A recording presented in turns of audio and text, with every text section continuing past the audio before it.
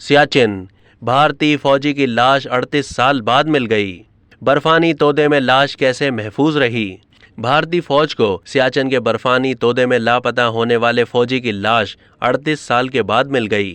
Glacier पर तैनात नाइक चंद्रशेखर 29 मई 1984 से लापता थे, जिनकी लाश को 38 साल के बाद भारतीय फौज की शुमाली कमान ने बरामद कर लिया।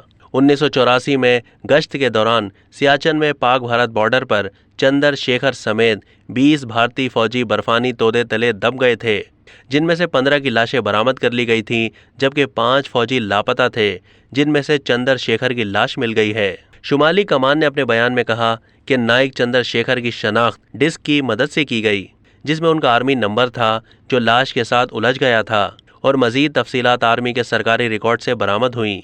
रिपोर्ट्स में बताया गया कि चंद्रशेखर की आखिरी रसूमात उत्तराखंड में उनकी अहलिया और 2 बेटियों की मौजूदगी में अदा की गई, जिसमें उनके यूनिट के मुताबिक दीगर साबिक फौजियों और रिश्तेदारों ने शिरकत की।